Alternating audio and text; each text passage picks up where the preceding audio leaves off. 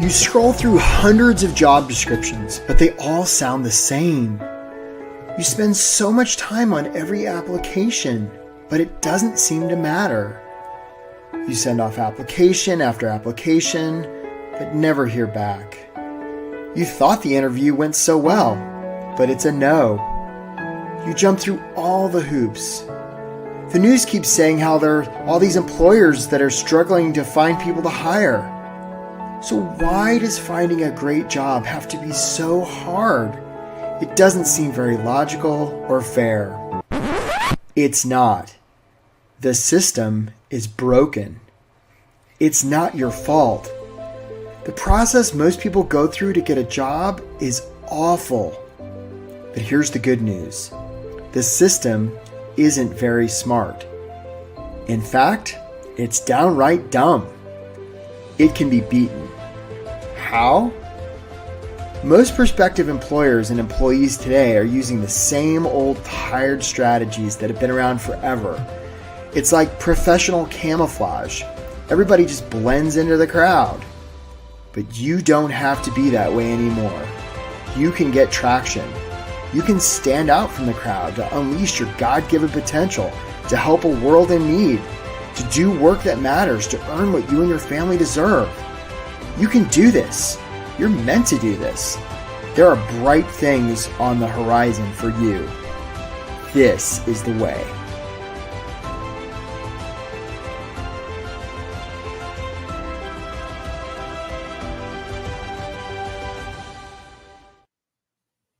Welcome, my friends, to the workshop, Get Hired Fast Without Settling, Getting Ignored, or Losing Hope. My name is Eric Woodard. I'm a high-performance career and leadership coach based out of Washington, D.C. And if you're here live on this Tuesday, I'm so glad you're here. Really want to acknowledge you for taking your valuable time to be here. And if you're watching the replay of this, you're nearly as cool as the people who are here live. Not quite as cool, but almost as cool, almost equi-cool, not quite as cool, but nearly as cool. So I see so many of you here. I see all of you in the chat.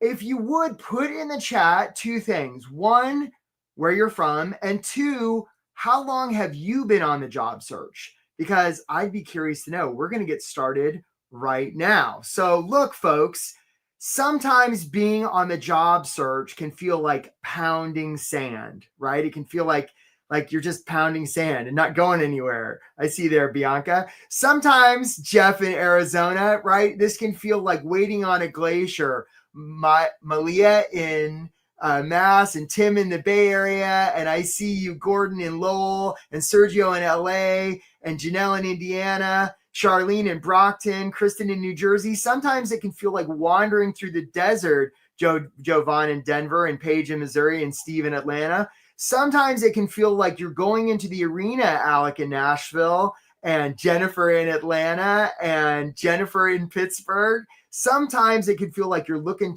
into the abyss, Bev in Louisville, and Cindy in Colorado, right? So if you are Brian in New Jersey, somebody who's unsure about the direction you want your career to go, Veronica in Jacksonville, struggling to find out how to describe what you do, Brian there in Virginia, just starting, right? If you're uncertain if your resume is any good, Charlene and Pavan in Milwaukee. If you're wrestling with how to follow up after you apply, PJ in New Jersey. If you're tired of applying and hearing nothing back, Melvin in Houston. If you're doing interviews that seem to be going great and you still get a big fat no, and especially if you're trapped in a job you don't like and you're not sure how to escape, and especially if you're losing hope, this could be a workshop for you. On the other hand, if you're somebody who is just kind of super casual about your career, not willing to do a lot of work, I see there Paulina in Littleton. If you're reluctant to take responsibility for the results you've been getting, just interested in finding a job to make money, you're sort of stuck in your ways and you know all the reasons why things aren't working. You're unwilling to be authentic. Turjay in Oslo, I know that's not you. This isn't the workshop for you. So what you're going to learn here today, how to get hired fast without settling, getting ignored, or losing hope. I'm going to offer you 4 strategies, 9 tactics, so that you can do work that pays what you and your family deserve, right? So for our agenda today, some of you know me really well. Some of you have followed me and a lot of you don't. So I'm just going to say a little bit about who I am. You're like, who the hell is this guy that reached out to me, right? just going to give you a little bit where I'm coming from. Again, I'm going to offer you 4 strategies, 9 tactics. Some of you have joined this call because you've already heard about our program, how we help people. We help people get hired real damn fast. And if that's you, if you already know that you're somebody who is interested in the program, we're going to invite you to a call, right? And I got to talk more about this later. Those of you who are like, what the hell is he talking about? He's trying to sell me something. Nah, just like, we'll talk about it later. But if you already know you want to book a call with us, the only 3 things I ask is, 1, you're not going to book a call and not show up, right? There's too many people on this call to do that. Don't do that. 2, you're going to be willing to pay real American dollars so that you can invest in yourself. So maybe an employer is going to pay you real American dollars, possibly. And if you're not earning American dollars, that's fine. And 3, that you're ready to get started now, right? So if those 2 things apply to you, you're welcome to book a call. We're going to drop a link here, but most of the time we're just going to talk about getting hired fast, and we're going to take some questions today too. So who is this guy and why does he think he can help me find a job? Well, I don't know if I can help you find a job or not. I've helped a lot of people. I actually grew up in Asia. I came to the States when I was 17, wound up transferring college 7 times. Here I am in the Midwest wondering why it's so damn cold. I wound up as a scuba instructor on the island of Guam and spent about 10,000 hours underwater, right, with the fish. And that was pretty cool. And, but my brain was getting a little bit spongy. So I thought, what would be the most prestigious job in the world I could have? And I thought, well, that must be something like the White House, right? So I figured, I took out a piece of paper and I wrote a letter to the White House. And I said, "Dear Mr. President, you should hire me." And this is like the worst cover letter that one has ever seen. And so I mailed that off and I figured, well, I'm never hearing from those bastards, right? And about a month later, I was going past the Guam post office and the guy came out with an envelope and he's like, "Eric, you just got a letter from the White House." And I was like, well, that's interesting. So I opened it up and it was an internship application. Now, I didn't know what an internship was, but I was really good at filling out applications because I transferred college so many times. So I filled that out, sent it in. And I'm like, I am never hearing back from those guys, but at least I had the cool envelope. I thought that was pretty cool. But that got me thinking. I applied to some grad schools and I got into GW and sort of arrived in DC. I had this big bushy haircut, right? And was like dumpster diving for furniture. And I bought a pair of running shoes one time. I was out running past the White House. And I was like, those White House bastards, they never even bothered to let me know about that internship thing. What's up with that? So I found a payphone. I put in a quarter. I said, "Hey, you bastards, what about that internship thing?" And they're like, "Is this Eric from Guam?" I'm like, "Yeah." They're like, "Man, we've been trying to get in touch with you. You start in the First Lady's office on Monday." I'm like, "Well, that's interesting." So I went and got a haircut, bought a suit, and I showed up. Now, look, my friends, I don't know if my politics matches yours. I apologize if they don't. This is going to tell you how old I am. This is back during the Clinton administration. I wound up getting an internship for Hillary Rodham Clinton. She was a great boss. I was on her staff. I was just one of a couple guys, eventually got hired on her staff, spent a lot of the Clinton administration at the White House, wound up following her to the U.S. Senate, where I was with her for all 8 years. And then I followed her to the State Department, where I did a bunch of UNESCO stuff. Eventually, I left Hillary Land, where I became director of fellowships and internships at the Smithsonian.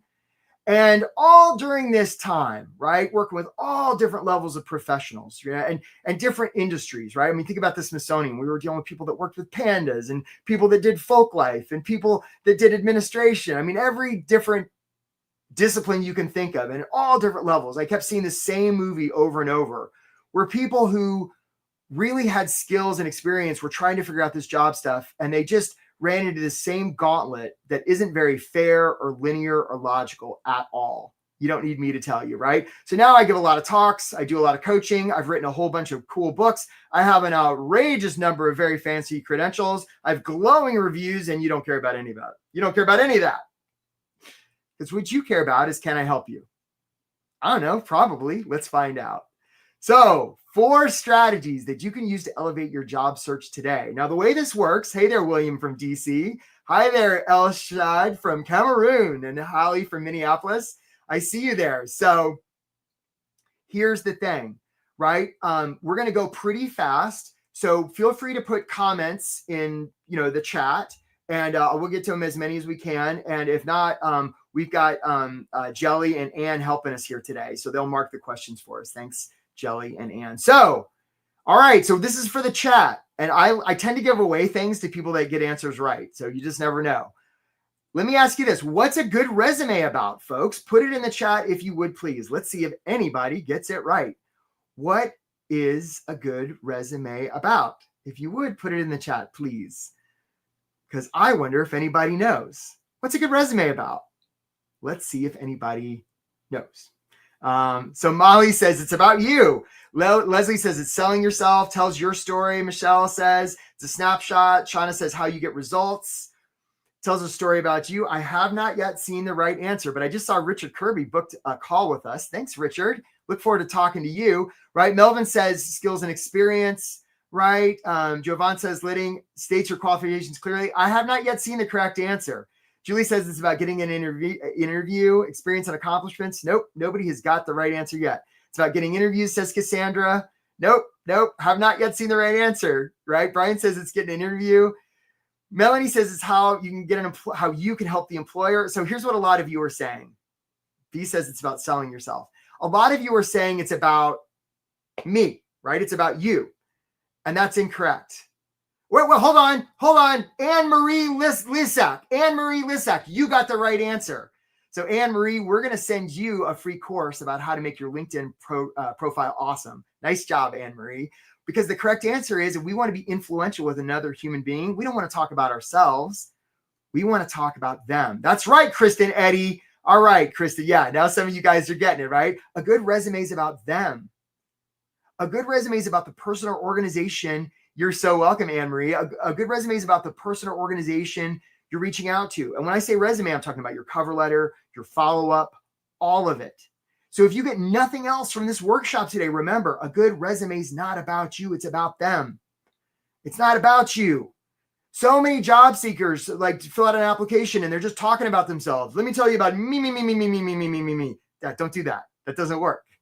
Right? And it's no wonder we are making a resume about ourselves, because very likely the first resume you ever did was one you did out of school. And in school, it is about us. It's our cubby. It's our worksheet. It's our desk. It's our trophy. It's our transcript, our diploma. And yet when we move to the working world, it's not about us at all. It's about the constituent, the client, the customer, the shareholder. So strategy number one, one of the most important, make it about them, not you. This is not about selling yourself, by the way, right? Stacy, it's experience and qualifications. Nah, it's not about that. It's about them. We want to make it about them. So we're going to talk a lot more about this. Okay. So I got another question for you guys. Here we go. If I went to a library and I found a shelf of storybooks and I looked on the front cover of the storybooks, there'd be some words on that front cover. What do we call those words? Put it in the chat if you would, please. What are the words that we see on the front cover of a book? What do we call those words? What do we call those words? Who knows? Who knows what we call those words on the front cover of a book? Paul Engerman and Kristen Eddy and Tim, right? You were the first three I saw, right? We're going to make sure, but yes, you guys are correct, right? Tim Hafner, Kristen Eddy, and Paul Engerman. It's a title. And many of you are getting it right, right? It's a title. Now, isn't it interesting that's the same term we use to label people in the workplace, right? So Kristen, Tim, and Paul, we're going to send you that free LinkedIn course too, okay? So good job for you guys, okay? And don't worry, I have more questions coming. Some of you are like, damn it, I was first, right? A title, right? Title. And that's what we call people in the workplace, which tells me that very much like we'll put a label on a story, we'll put a label on the story of somebody's career. And this brings us to the idea of stories. Let me ask you another question. What percent of human decision-making do you think is emotional? And what percent is logical? Is it 50-50, 60-40, 40-60? So what's the ratio of emotion to logic when it comes to human decision-making? Put it in the chat, please, if you would, right? Because very often people say, okay, let's see what we got here. So Evan says 90-10. Emmanuel says 80. I see Molly 70-30. Kyle, I haven't seen the right answer yet. Will says 90-95. Gordon says 90, right? Julie says 90% emotional. I have not yet seen the right answer. Gina says 80-20. Nope. Haven't seen it yet. Haven't seen the right answer yet. Who's going to go? Oh, Zachary Deluzio, right? And we'll give it to Alexander Pekoski too, right? And let's give it to Oliver Pippin, right? You guys are all in there right together. Human decision-making is 100% emotional. I see you there, Gordon Reynolds. Let's give it to Gordon too. It's 100% emotional. So many job seekers seek out on the facts. No, human decision-making is 100% emotional. And the reason we know it's emotional is when somebody gets their limbic system damaged, their capacity for emotion, they're fine, except they can't make a single decision. And that's the debilitating part, right?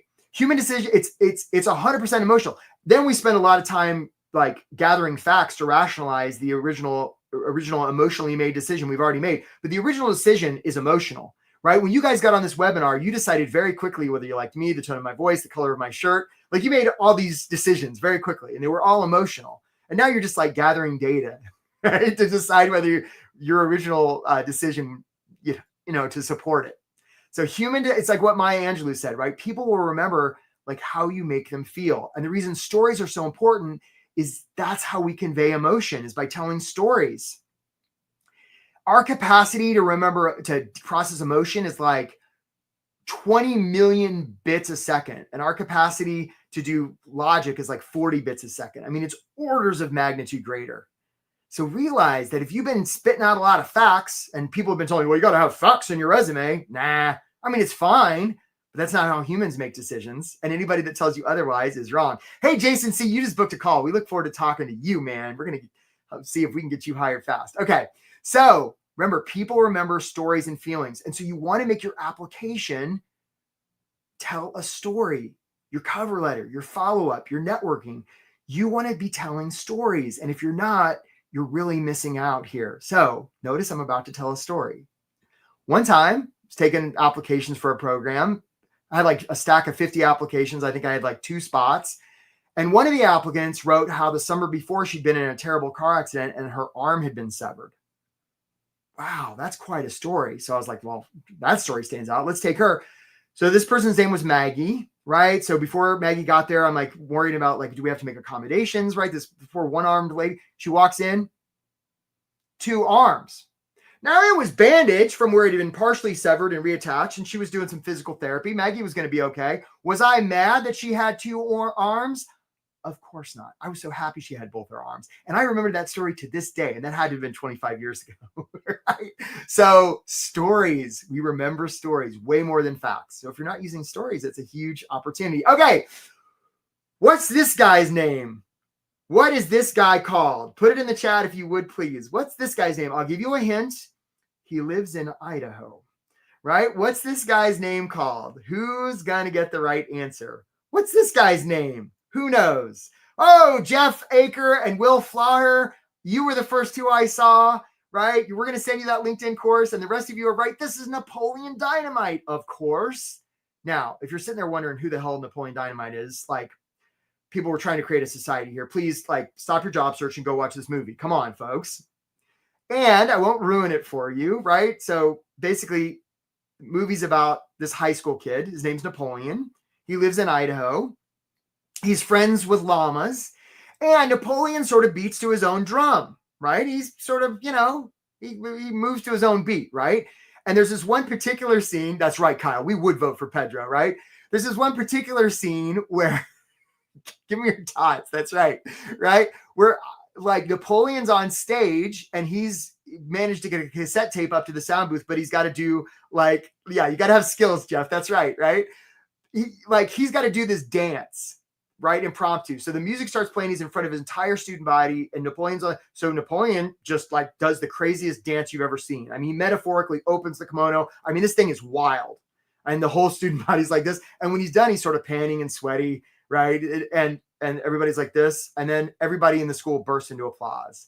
And the reason it works is because it's so authentic. And this brings us to our next idea. Jamie Kern-Lima, the founder of It's Cosmetics, says everybody's a good dancer if they commit fully, and she's right. Authenticity. Can't you just make yourself your own quesadilla? That's right, right? Authenticity is what we want here, folks.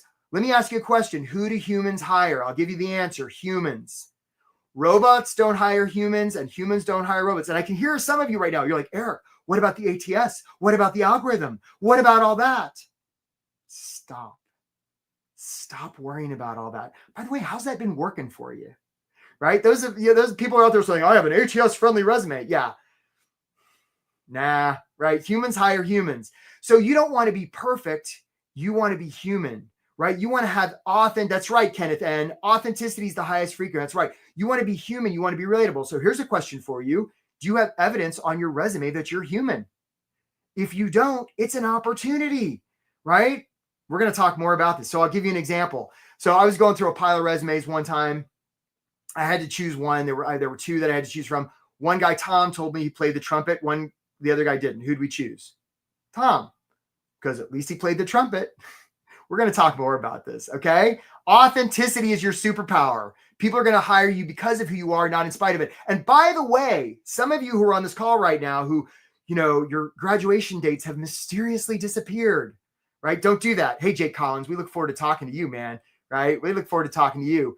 So like your graduation, you're hiding your age. Don't do that, right? Because there's only one reason they're going to trust you. Just one reason in the world that they're going to trust you, right? And it's not your skills. It's not your experience. It's not even who you know. The reason they're going to trust you or they're going to hire you is because they trust you. That's it, right? Trust. And if you're like putting forth a resume that hides a bunch of stuff, or maybe you've even decided to, because somebody who only has 15 years of experience told you to, you don't want more than 15 years of experience in your resume. So you've edited out the first couple decades of your career. Yeah. How's that been working? Like, don't do that. Don't do any of that, right? It's never the scandal. It's always the cover up. And we're going to talk more about this. Authenticity, your superpower. Okay. So Abe Lincoln, he says, give me 6 hours to cut down a tree and I'll spend the first 4 sharpening the axe. That's exactly right. So Molly says, utilizing the professional summary to touch it. So here's the thing on that, Molly. A professional summary. Who's that about? It's about you. You don't want a professional summary, right? You don't want a summary of any. Molly, I bet you're too awesome to summarize. I don't want to be in the business of summarizing Molly. And if there's a recruiter out there that's too lazy to read your whole resume, that is their problem. And we don't want to give them permission to summarize, read the summary and not the whole thing, Molly, by giving them the summary. So I so appreciate it. So let's give Molly the course about how to make her LinkedIn profile awesome. I so appreciate your comment, Molly, because we don't want to have that summary. It's not serving you for a lot of reasons, right? People are going to believe what we show them more than what we tell them. And we have a summary like that. It's just us telling them a bunch of stuff about us without any context. Sorry to go down that rabbit hole. Okay, Abe Lincoln, he says, give me 6 hours to cut down a tree and I'll spend the first 4 sharpening the axe, right? So this brings us to the idea of systems, right? So many of you are just working as hard as you possibly can, right? You're working so hard, right, to try and figure this stuff out. And my invitation to you is stop doing that. Work smart, not hard, right? You want to get the quality of your stuff up first and then the quantity, right? If what you've been doing hasn't been working, like, come back to it. Come back to it. Like there's no such thing as like a failed experiment, right? And remember, it's not about you. It's about the systems that you currently have, right? Systems that you currently have. So I'm noticing that there's some stuff going on here with comments, and I just want to make sure I'm seeing all your comments here. Okay, I hope I am. Okay, remember, it's not about you. It's your systems. So here's the thing: a lot of you have a thing right now in terms of your job search. A lot of you, this is your current system, and I got to be honest with you, folks. You've done wonders with this system. I mean, you really have. I mean, you've you've done wonders, right? You got the sticky gear shift and the button, and and you have done everything you possibly can to make this system work. Now I see the chat's working again. Good, right? You've done everything you possibly can to make this system work. I mean, you worked your heart out. And here's what you don't realize. This is the system that's available to you, right? This is the system you've been using. This is the system that's available to you, right? So you could spend a lot of time trying to figure out how to turn this system into this system, or you could just get some help and you'd save a lot of time and money in the process, right? So that's what we're going to talk about. The results you're currently getting are perfectly attuned to your current system. There's nothing wrong with you. It's not that you're lazy. It's none of that stuff. You've just got a system that's giving you your current results. And the opportunity is to adopt a better system. So how do you put this all to work? Thanks, Catherine. I appreciate it. How do you put this all to work? So I want to show you a video. We're going to show them a video of Andrew here just in a second, folks. Andrew came to a workshop just like this, and he saw this stuff. It was different from some of the stuff that he'd been doing, some of the stuff that he'd heard. And so he signed up for our program, and he put all this to work, and he got a result. Let's show him what happened to Andrew, please. I got a job offer thanks to Win at Work. I really appreciate all the help and materials and one-on-one coaching. I applied cold to an organization I was interested in and received the automated response, "We're pursuing other candidates." And then there was another posting for the same role or similar role in the same organization. And this time I really used a lot of the Win at Work process. I also really appreciate the coaching I received on interview prep from my coach, Patrick, and the Win at Work materials on interview prep. I feel like I really impressed the HR recruiter. She scheduled me for another interview with program directors a couple days later. They were also really impressed and said I had a lot of good answers, and I really just did what I learned in this program. Make it about them, talk about them, be authentic, and now I have my new job offer. Yeah, way to go, Andrew. Way to go. So, like I mentioned, I have a program. I'm not going to talk about it now, right? And like we got people in the program now. We had like 4 people get offers this week. It was crazy, right? And this is like August. You're not supposed to be able to get job offers in August. Yeah, so this program really works. And a lot of the stuff you hear out there, as you're probably discovering, is not great guidance. And if the stuff you've heard hasn't been working, I'm so sorry. And there's a better way. But before we get to that, let's offer you these 9 tactics, right? 9 tactics that you guys can put to work right now to elevate your job search. Okay.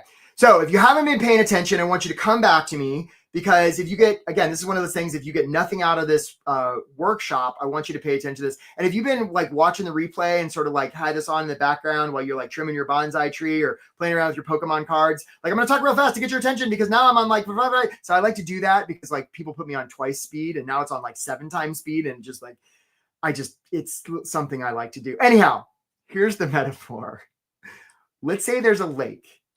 Hey, Jane, you just booked a call. We look forward to talking to you, Jane. Okay, so let's say there's a lake, and in the middle of the lake, somebody's drowning. Okay, in the middle of the lake, somebody's drowning.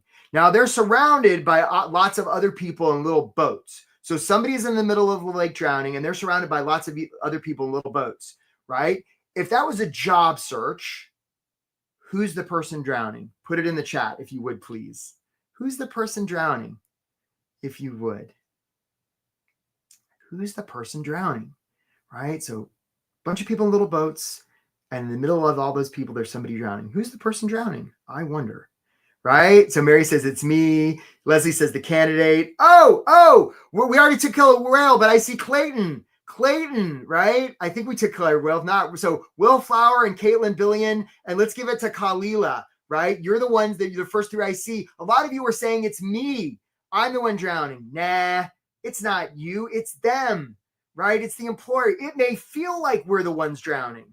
Right? It may feel like we're drowning because we've got bills. Right? A lot of you are getting this one right. Right? You've caught on. Right? It's the employer that's drowning, and the reason we know they're the one drowning is they've told us. They put out a job description to say, "Help, I'm drowning." The applicants are the people in the boat. You're one of the people in the boat. You're safe. Now, here's the thing. A lot of you are probably in the boat, and you're saying things to the person drowning. Hey, pick me. I'd be the best for you. I really think I'd be good for you. I'm really passionate about saving drowning people. I mean, how creepy is that? Right? If I was drowning and somebody came up to me and said, "I'm the best for you. I'd be the best rescuer for you." Like, you'd be like, "What's that guy want?" Right? Instead, what we want is somebody who's going to say, "Hey, you're drowning. That's terrible. So sorry that's happening. It must be terrifying. Let's have a conversation to see how we can get you out of the water." Because what's important here is not that I rescue you. What's important here is you don't drown and die. Now, that's somebody I might be like, "Can you give me a hand?" Right? So this brings us to tactic number 1, which is mindset. Right? A lot of us are coming from this place of scarcity and need. And my invitation to you is don't do that. Because the one reason they're going to hire you is that they trust you. They trust you. And if you don't feel safe, it's hard for you to give safety to somebody else. Now, look, I know a lot of you are like, I've got bills, right? Money's really tight. There's a lot of reasons for me to feel not safe right now. I understand. And the opportunity is for you to relate to that in a way where you can approach employers from a place of safety. This is one of the things we help people do in this program. Catherine's taking notes. I love that. Okay. You want to approach from a place of service, right? This is not about selling yourself. People don't want to be sold, right? We've gone over this historically, folks. Selling people's creepy. Come on, man. Buying people's even worse. Don't do that. Don't sell yourself, right? What we want to do is come from a place of service. What they think of you is none of your business. You're not here to please. You're here to serve. Let all your competitors go out there and please and try and hide their age and mess around with ATS. Don't do any of that. It doesn't work. Come from a place of authentic service. Watch miracles happen, right? Watch miracles happen, right? People don't want to be sold. They want to be served. Okay, on to tactic number 2. Some of you have seen the show Deadliest Catch, right? Where these Alaskan fishermen, they put these big steel cages on the ocean floor and they try and catch fish. Or crab, I should say. And so the way it works is Bob the crab's going along and he says, oh, there's a little bit of bait in that cage. So Bob goes in and then his friend Sally and then Cheryl and then, Barbara and then, Jerry, all these crabs go in, they all have names. We didn't know crabs have names, but they do in the Bering Sea. It's a little known fact. Anyhow, all of these crabs are in this cage and eventually the bait's gone. So Bob's like, man, I'm out of here, boys. Now here's the interesting thing. The other crabs, if a crab tries to leave, will pull that crab back in. They'll even pull off one of their crab legs. They'll even do a crab murder to keep that crab in there because crabs like to be with other crabs. It's an instinctive thing. And of course, it's the most dangerous place of all because they all get pulled up to become dinner. So this takes us to tactic number 2, which is our environment. Some of you are like, I'm having trouble on my job search because I don't know anybody or the gap in my resume or I'm too old or it's the economy. Nah. I mean, it might be that stuff, but it's most likely your environment. Environment eats motivation for lunch, right? And I'm talking about all of it, your physical environment, your spiritual environment, your emotional, psychological, right? Social environment, right? It all matters, right? The media you consume, right? So you want to make sure that your environment is optimized for you to get a job search. And if you've got people that may really love you, these could be family members that are saying, well, why don't you just settle? And they're saying that because they want you to be safe. Like sometimes it's just not helpful. So this is the opportunity, right? We want to dial in our environment. So it's going to support our job search, not like keep us in that cage like those crabs. It has a huge impact, right? Some of you have heard of the idea of reference groups where the average weight, income, education of the 5 people we hang out with. Exactly. Right. So you want to make sure that you're surrounding yourself in a community of people that are lifting each other up. It's really important. It's one of the things we do in our program. All right. On to tactic number 3. Sometimes I will talk to a potential job seeker and I'm like, well, how much money do you want to make? And they're like, well, I don't know, anywhere between like $50,000 and $100,000. I'm like, okay, well, what do you want to do? Well, I want to help people. I'm like, that's beautiful. And it's really vague, right? And this brings us to tactic number 3, which is vision, right? What's the proverb? Where there is no vision, the people perish, right? Clarity. We want to have the map before we go into the forest, not when we're in the forest. So if you don't have clarity over how you're going to help the world, how can an employer have that clarity? This has to do with an idea called the reticular activating system, right? And this is the part of our brain that when we go to buy a new car and we leave and we're like, nobody's got this car. I've got and then we see that car 5 times. Like, where'd all these cars come from? If I say the color red right now, all of you are suddenly more aware of the color red. Our brain will literally look for what we tell it to look for. And if what we tell it to look for isn't well defined, it will literally be blind to it, right? There's a reason when race car drivers drive 500 miles in a circle that they don't look at the outer wall because the car will tend to go where they look. And if you don't have a clear vision, you're just going to be driving around in circles, just like those race car drivers. It's really, really, really important in your job search to have this clarity, right? Super important, super important. All right, guys. All right, here's another one for the chat. Here we go. If I went to the store and I bought this, tell me, what would I be buying? Put it in the chat if you would, please. Let's see if anybody gets this one right.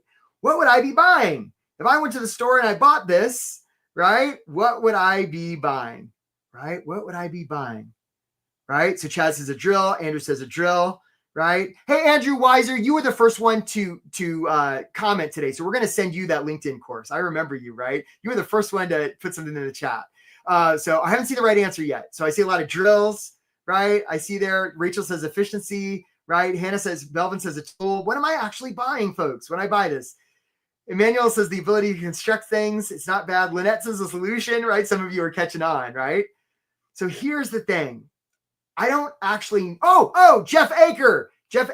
Thank you, Jeff Aker. Jeff Aker got it right. When I buy this, I don't need this sitting around my garage. What I actually need is a hole. I need a hole. That's why I buy this. I need a hole. And actually, now that I think about it, I don't need holes. I don't need a bunch of holes in my wall. What I actually need is a hook, a place to put the hook. And actually, now that I think about it, I don't want a bunch of hooks coming out of my wall, gash my arm open, right? What I actually need is a place to hang a photo. And actually, now that I think about it, I don't even need that. What I actually want is a place to hang the photo of my beautiful family, right? That I can look at and have that feeling that's hanging on the hook, that's in the hole that was made by the drill, right? And this brings us to the idea of giving safety, right? A lot of you are spending a lot of time hiding your age, playing around with ATS, right? Summarizing, have executive summaries, and maybe you've done fancy things with columns. Maybe you've taken off experience, right? Maybe you're afraid to put the banner on your LinkedIn about open to work because you think people are going to judge you. It's not about you, my friends. The opportunity is to give the employer safety. What can you do that's going to help you get really clear about what they like, want, and need? If we can get to that, game over. You don't have to worry about, there's been 9,000 people apply for this job. It won't matter because they're all going to be talking about themselves and you're going to be talking about them, the employer, and not just them. You're not going to be talking about the drill. You're going to be talking about the feeling that you're going to be talking about the thing that keeps them up at night when they're laying in bed trying to go to sleep. If you can get to that, do you see how we're just working at a higher level here, my friends, than most of the job stuff you've been hearing, which doesn't work? That's why this does. It's just more sophisticated, right? It just is, right? How can you get to that black swan? How can you make them feel seen, heard, and understood? That's it. It's not that complicated. And the good news is nobody else is doing this. So it's an opportunity for you. All right, here's my resume, tactic number 5. Now look, my resume is sort of like a model home of resumes, right? It's sort of like, but let's talk about paper. Resumes, cover letters, all that kind of stuff. Resumes are probably the least good way we've come up with since like Roman times to do job stuff, but it's the least bad idea we've come up with. So you're going to want to have one, and you want it to be different than everybody else's, right? I can, so many resumes look exactly the same. Sometimes people use software like Teal to create I can spot one of those resumes 19 miles away, right? If you're going to show them that you're remarkable and exceptional, rather than just saying that, you're going to want to show it. And the way you do that is with the paper you send, right? You want to stand out. Otherwise, it's a form of professional camouflage. And realize that how you send your stuff, when you send it, where you send it, it all matters. You want to communicate with employers in a way they cannot ignore. It's really, really, really important, right? So for instance, I have hyperlinks in my resume. Do you have any in yours? Why wouldn't you? What are the chances they're actually going to print this out on a piece of paper anymore? 0, right? And they may click those links or they may not, but see, you're showing them that you know how to think 4-dimensionally. All right, here we go, guys. I feel like giving some stuff away. If a job application is submitted and there is no follow-up, does it even make a sound? I would humbly suggest it doesn't. So some of you, I'll be like, are you following up? And you'll be like, yeah, I follow up when I have an interview. Or you'll say, I follow up when the contact information's there. And usually it's the recruiter, and they're professionally trained ninjas at keeping me away from the hiring manager, right? So some of you are like, but Eric, how do I follow up? I don't have their contact information. So here's what I want to do for you. Listen carefully if you want to do this, right? Listen carefully. So I have a free course. It's a mini course. It's called How to Contact Anybody. And that's what it will do. It'll show you how to contact anybody. What I'd like you to do is we're going to put my LinkedIn profile in the chat. We're going to put it in there right now. Go to my LinkedIn profile. That's step 1. Step 2, hit the follow button, right? So you're going to follow me. And then you're going to send me a LinkedIn email with the word chicken, because I'm a fan of chickens. Don't put it here. If you put chicken here, I won't send you the thing. You got to go to my LinkedIn profile, hit the follow button, and then message me the word chicken, and I'll send you the free course about how to contact anybody. And then this won't be a problem for you ever again. So that's a free giveaway for everybody, right? Some of you are like, ooh, I'd follow up, but I don't want to be pushy. So here's the thing. If you were sitting in that boat and you saw somebody floating face down and you said, hey, buddy, are you okay? And they didn't respond, you wouldn't be like, don't want to bother them. They could be drowning. No, you'd jump in the water, you'd flip them over, you start giving mouth to mouth, and all of a sudden they came to you and they were like, lady, I was just snorkeling. You'd be like, my bad. You'd be willing to offend in the name of service. And that's the opportunity here. See, if we make this about us and we follow up 16 times, well, that's creepy and pushy and weird. But see, when we don't make it about us, when we make it about them, when we make it about service, we can be unabashed in our follow-up because it's not about us. It's about them. We're taking a stand for them, maybe more of a stand than anybody else ever has. We're the ones that see what keeps them up at night when they're trying to go to sleep, right? Initiative is rewarded, right? Show, don't tell. Sometimes I'll see this. I'll see people at the top of the resume. They'll have one of those summaries. They'll be like, well, I take initiative. And then they don't follow up. It's like people are going to believe what you show them more than what you tell them. I have so many stories about this. Okay, guys, we're in the home stretch here. Tactic number 7. This is another really good one. And again, if you haven't gotten that free course about how to contact anybody, go to my LinkedIn, hit the follow button, and put the word message me the word chicken, and we'll send you the free course. Okay.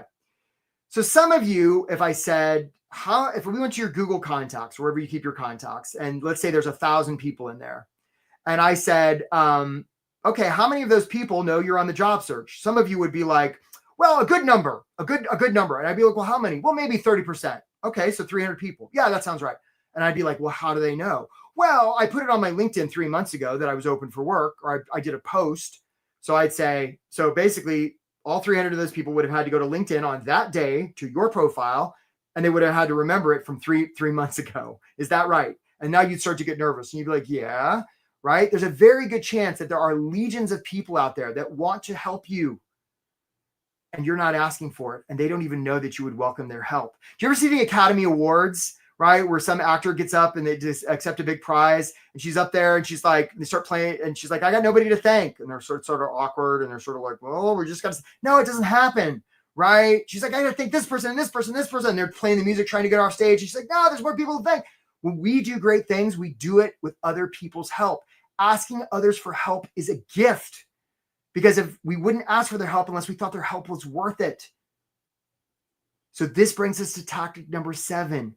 Use your network. It doesn't make you look weak. It makes you look strong. The way we're going to build trust with potential employers is through vulnerability, not proficiency in Microsoft Office.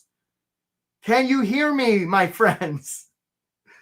Okay. And by the way, when we follow up, we want to have a system. This goes back to the right? We don't want to have be putting fishing lines in the water, right? Where we're doing them one at a time, or we got to get the right bait on the right fish, the right day at the right time. I mean, good Lord. I mean, we might get lucky. And how much time do you have? How much money do you have?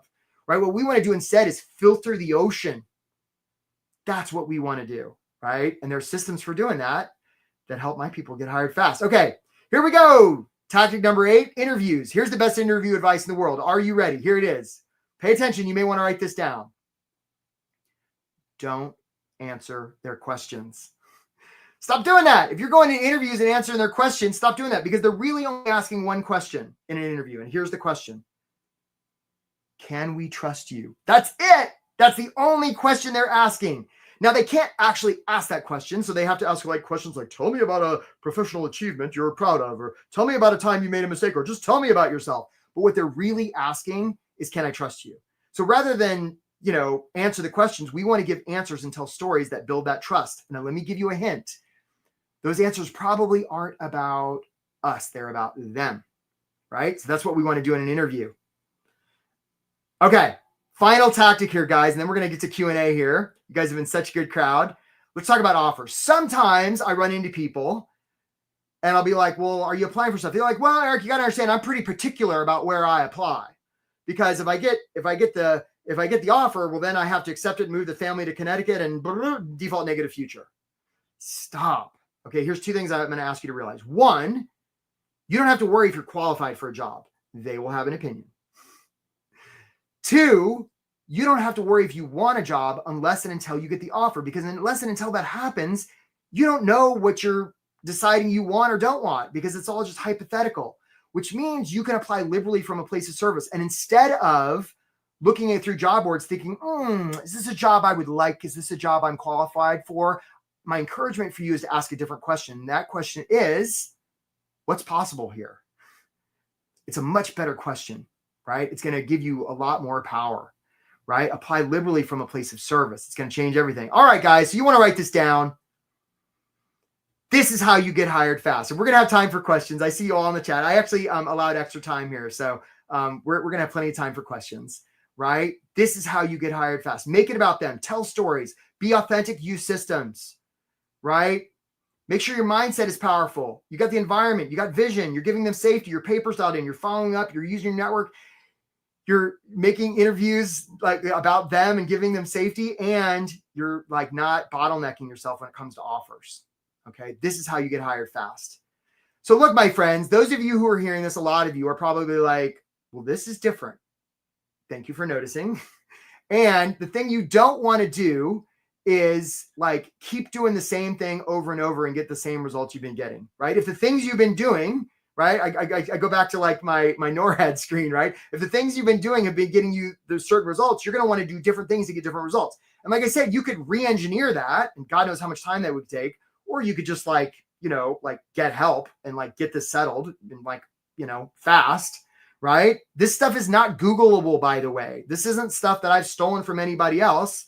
This is, stuff that like I've seen work through the thousands of people I've worked with. And Alexander, we're going to reach out to you on LinkedIn. And if you want a recording of this call, like we'll get that handled. Right. So like, this is not stuff that's Googleable. Like this is unique. Okay. Like I mentioned, I have a program. It's amazing. You don't have to worry if it works. Right. A lot of people got really hired fast. The idea is we get you hired in 3 months or less. It comes with a guarantee. Right. All kinds of cool stuff. It has group coaching and one-on-one coaching. It's not, comes with an online course. It's amazing. And rather than give you all the details here, it works. Right. This program works. Right. Here's some of the people it's worked for. Right. So Jessie was somebody that was working with us, and she was on the job search for a couple of months, and then she joined the program. She got like 3 offers over like the next 2 or 3 months. Which she turned down until she got the one she wanted. She got like 4 offers before she said yes. Great. Right. Wayne was another situation. He got a bunch of offers. Right. Robert was a guy who joined our program. He hadn't even really started his job search, but he was really clear. I don't want to be one of those people that has to job search for months and months and months. He joined our program. He got hired in like 2 months. Right. Because he just put all this stuff to work. There's Amy. Amy had been on a job search for a long time and had gotten like to the final interview and then gotten the no. And that had happened to her like 3 times. So she joined our program and she was in it for about 2.5 months, and like she got an offer. It was awesome. John was a tech CEO, right? For those of you who are thinking, well, this is not high enough level. No, John was a big deal. And he joined the program, and we found a CEO gig. It was pretty awesome. Philip was an early professional that we worked with. He got 2 offers at once. Angel was somebody we worked with earlier this year. We actually have a video on Angel. Let's show them what happened to Angel when she joined this program, please. In the time we've got left, I'm curious, especially if there's somebody we haven't heard from yet. They've had a win, a loss. Angel, I got to ask you, what do we know, if anything? What do we know? I got the job. Yay! Whoa! The offer. I'm moving in a week. Yeah, it's crazy. And I know when we first met, you're like, oh, like let's get something by your birthday. And my birthday is in 4 days, so I was able to do it. Yay!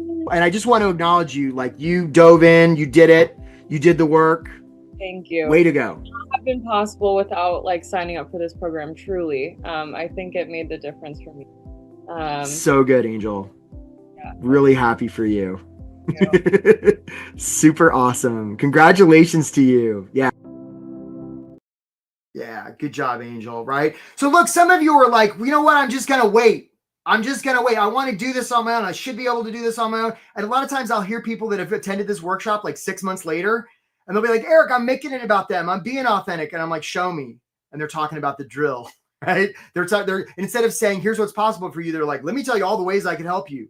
There's a world of difference between those two things. And I don't know if you just heard it, but there is, right? And it's costing you, it's expensive, right? If this is your annual salary that you're wanting to make, here's how much it's costing you per month. Here's how much it's costing you per week, right? So it's like this is already costing you money. So if some of you were like, well, I don't want to pay money for a program, and yet somehow you want people to pay you, and you're already losing money, right? So it's just like, I love you. And I just like, I want to take a stand for you. Remember, I'm willing to offend in the name of service. All right. So like, look, if we can get you hired a couple of weeks sooner, like you pay for this program and then some. A lot of times we just had somebody, I don't want to say his name because I'm protecting privacy. This guy lives in Boston, and he more than paid for the program a couple times over, just in what we did to help him negotiate in his salary. And he, of course, got the job offer too. And he's been working with us for 8 weeks, if that. So again, mindset, clarity, like your LinkedIn profile, your cover letters, your resume, your follow-up, your networking, interview, like we do all the things. And for those of you who are like, but you do my industry? Yes, we work with every industry, every level. So some people out there will, people in my industry, it's a certain, now it's not, that's not my experience. Every human is different. I can have two like aerospace engineers, and they will be as different as an aerospace engineer and an art historian. Trust me on this. Okay. So get hired fast. And again, those of you who are worried about money, and I know a lot of times people do, like we have payment plans that make this really affordable, right? If it boils it down to a couple $100 a month, right? In terms of a payment plan. And then what a lot of people do is they get hired, they get the salary, which we help them get, and then they just pay it off, and it works really well. Exactly. And we place 100% of the people that join our program. If you join this program, like we're going to place you unless you give up. We're not going to give up on you. And for most people, that's within 3 months or less. Right. So we have the receipts. This program really works. It's awesome. Yeah. I'm really proud of it. I'm really proud of the clients who have joined, because they've taken action to get different results than the results they've been getting. So here's my invitation for you. If this is something that you're interested in, right? I ask 3 things. 1, if you're going to book a call with us, you're going to show up. If you think there's a chance you're going to cancel, please don't book a call. Okay. My team's not that big, right? You're going to take spots from people that are serious, right? Don't book a call. 2, if you're just looking around, oh, I just wanted to see, don't do that, right? Don't book a call, right? If you're serious, right? It's not that you're committing anything, but like, be serious about this, right? Take this seriously, because we sure do. And 3, you're somebody who's at least willing to invest in themselves, right? Like, sometimes people are like, well, I want people to pay me, but I don't want to invest anything in myself. Well, how are people going to invest in you if you're not willing to invest in yourself?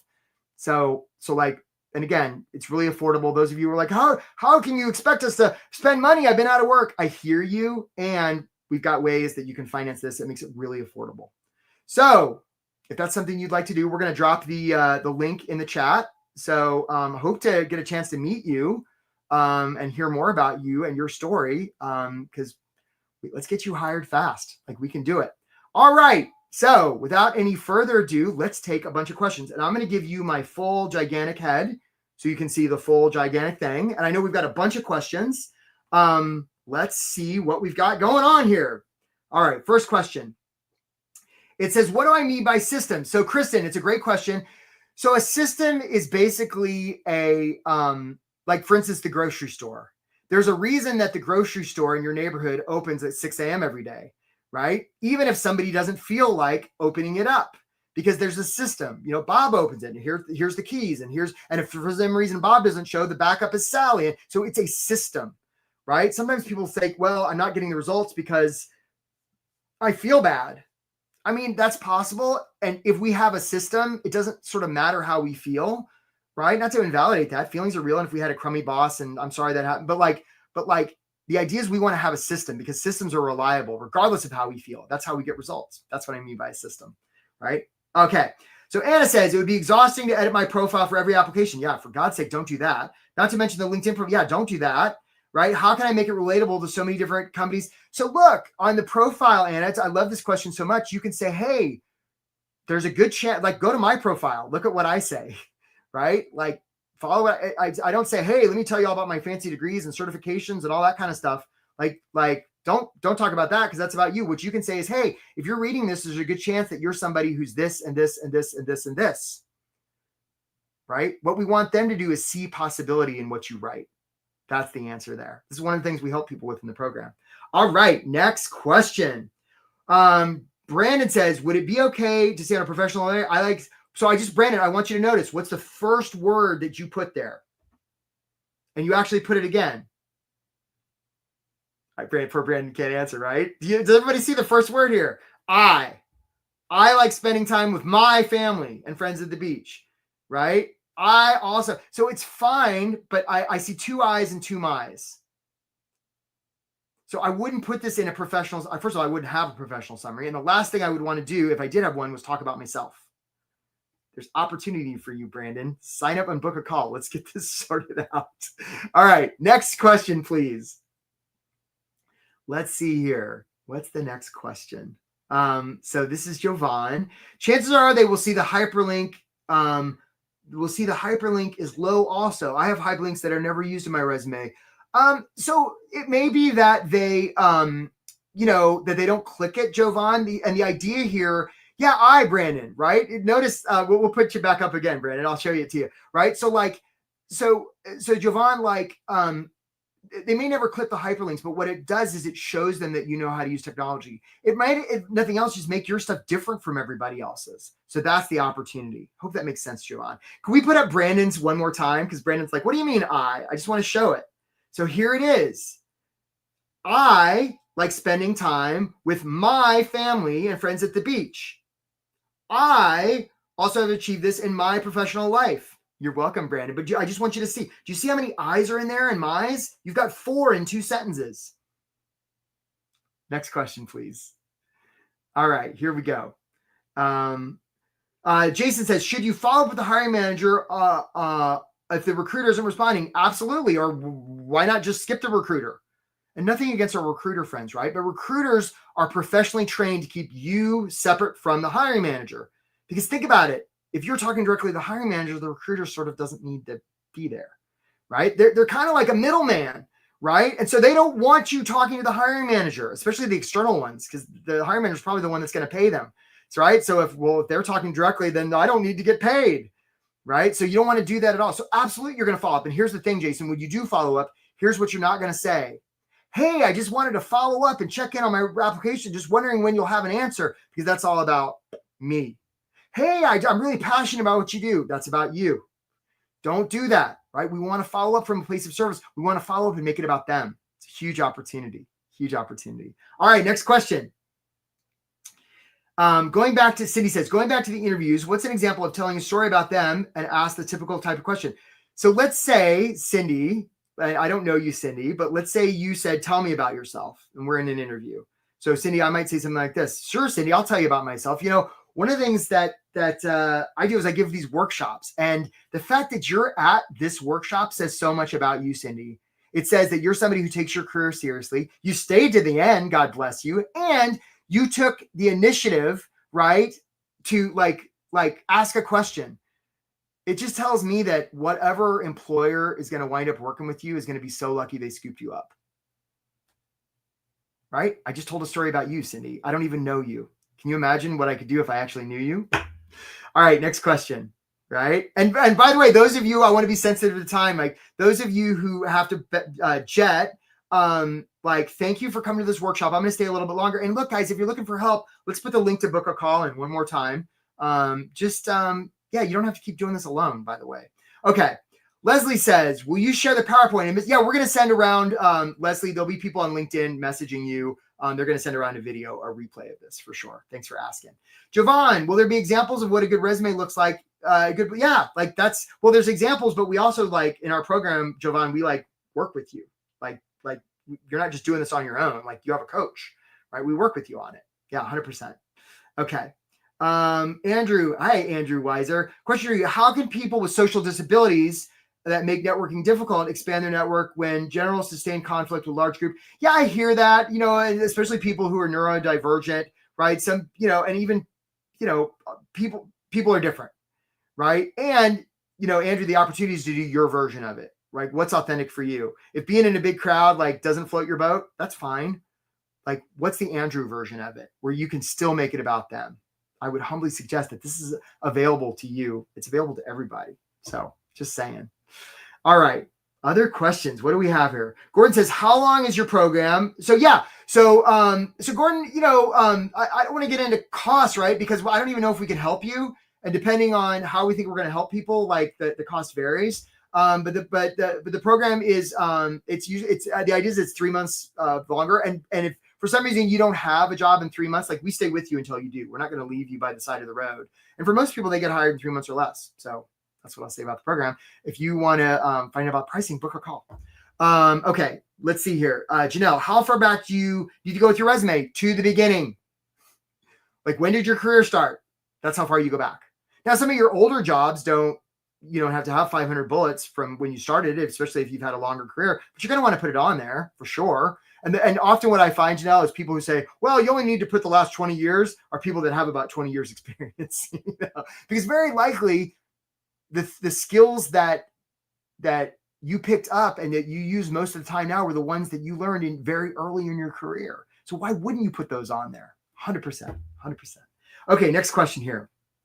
Jeff, what would you recommend to optimize your environment? So I would be around people that are lifting me up, not pushing me down, right? If I'm telling myself the story that I'm too old, I would put myself in an environment where it was easier to tell a different story. If I was telling myself the story that, oh, the market's terrible, the market's saturated, I would want to put myself in an environment that made it easier to tell myself a more empowering story, right? The opportunity here is not whether the story is right or wrong. The opportunity is to realize, like, are you telling yourself a story that's useful, right? That's what we're after here. You guys have so many good questions. All right, what's next here? Stan Spillman, the graduation date is still questionable to me. I hear you, Stan. I have seen firsthand age discrimination. I hear you. I've walked out an interview I was conducting with a younger manager, and the manager said, he really knows stuff, but he's too old. My daughter. Yeah, so first of all, that sucks. Stan, I'm sorry that happened. It's also probably illegal. And I'm not saying there aren't isms out there. Racism, sexism, lots of isms. And at the end of the day, the reason they're going to hire you or not hire you is not because of how old you are. It's, do they trust you? That's it. And I'm not saying it's fair, but at the end of the day, the reason they're going to hire you or not hire you is if they trust you, right? If age is playing into it, they're saying, well, I can't relate to this person. I don't trust that I can relate to this person because they're a different age than me or race than me. And I'm not saying any of that is fair or good or anything like that. I'm just saying that's what happens.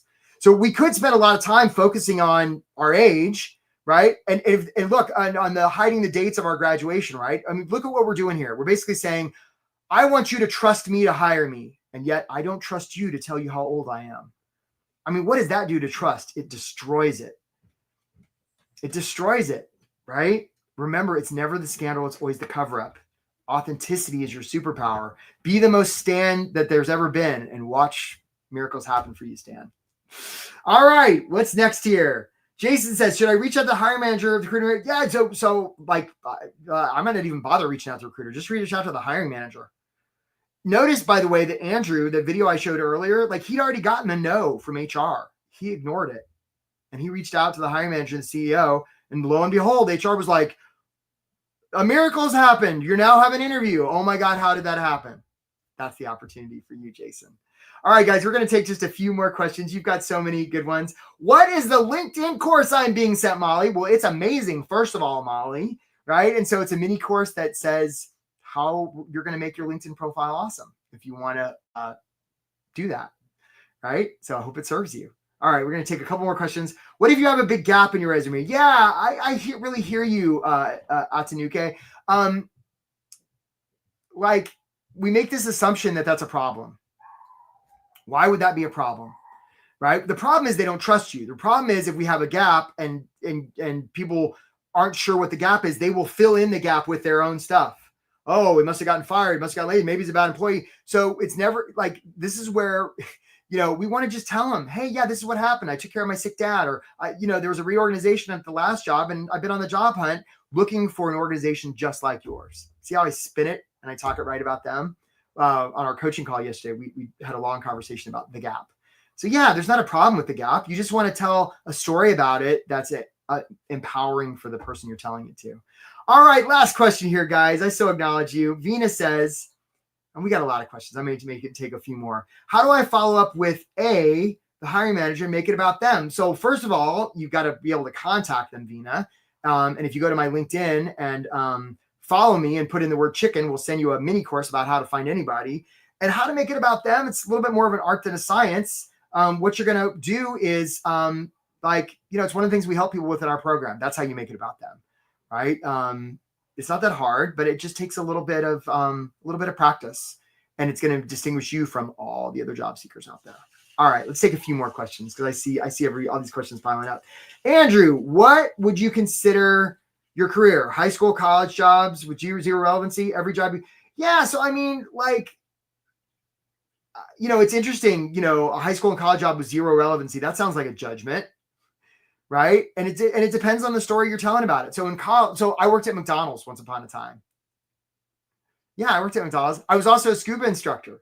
So some people would say, oh, that's right. But you know what happened when I went to the White House and I was working around the president and the first lady and I had to manage crowds? The same skills I used underwater to keep people safe from falling into the abyss were the same skills I used on a rope line. So be careful about saying, well, it has zero relevancy. It could just mean there's an opportunity to be more creative about it. All right, let's take a few more questions here. Brandon, I started as a busboy and a lifeguard compared to me being a tech now. Should I put it in there? You could. I was a lifeguard. And by the way, telling the story of a busboy, what story does that tell? Well, he's afraid to get his hands dirty. He's afraid to work hard. He's not too good to do what needs to be done. I mean, it tells only 500 stories, right? So I don't know. It's a judgment call. It's kind of one of the things we work with people on. So look, guys, I really acknowledge you for being here. I just want to encourage you, if you've been doing this on your own for a while, you want to get different results than the results you've been getting. You could keep doing this on your own, I guess, or you could just get this handled. This is summer.